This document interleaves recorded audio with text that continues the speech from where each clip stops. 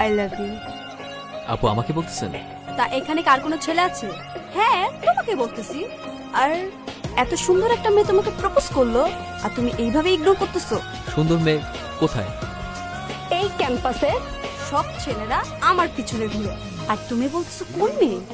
এই ক্যাম্পাসের সব থেকে সুন্দর মেয়ে আমি। ও আচ্ছা আচ্ছা, ক্যাম্পাসের সব ছেলেরা যদি আপনার পিছনে ঘোরে তাহলে সব ছেলের কমপক্ষে রুচি 3 বেলা খাওয়া উচিত। তাদের মাথায় ঝামেলা আছে। আসি আপু। একবার সরিও বললো না? আরে তোর তো ভাগ্য ভালো, ওর সাথে তোর কথা হয়নি।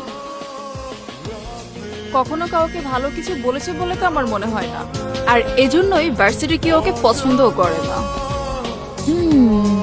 খুব ইন্টারেস্টিং। কিন্তু দেখলাম ক্লাসে একা একা বসে, কেউ সাথে কথাও বলে না কেন? হ্যাঁ, কিন্তু ভুলে কথা বলার বা ফ্রেন্ডশিপ করার চিন্তা তুই মাথায় আনিস না। সবাই ওকে ইগনোর করে, আর তোরও উচিত ওকে ইগনোর করা। আর এমনিতেও আমার মনে হয় না কোনো মেয়ের প্রতি ওর আকর্ষণ আছে বলে।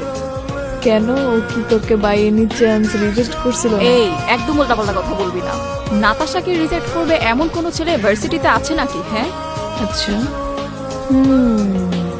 বাট ওর যদি কোনো মেয়েদের প্রতি অ্যাট্রাকশন নাও থাকে, আমার প্রতি ঠিকই আসবে। কোথায় তুমি?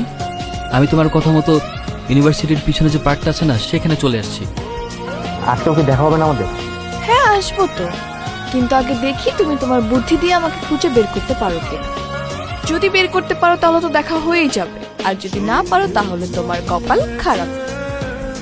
তোমাকে কিন্তু ব্ল্যাক শেডে আছে খুব হ্যান্ডসাম লাগতেছে। আমি কতদিন যাবত পাগলের মতো তোমাকে খুঁজতেছি। কেমন মানুষ তুমি? একবারের জন্য সামনে আসতেছো না? শুধু শুধু ভয়েস শুনে কি তোমাকে ডিলিট করতে পারবো না? আই, এত আকুল হয়ে গেছো কেন আমাকে দেখার জন্য? হ্যাঁ, যখন সামনে থাকি তখন তো একটু পাত্তাও দাও না, ঘুরেও তাকাও না। এখন তো কি? হ্যাঁ, আমি যদি সত্যি সত্যি তোমাকে চিনতাম তাহলে তোমার উপর থেকে আমার চোখ কখনোই সরাতাম না।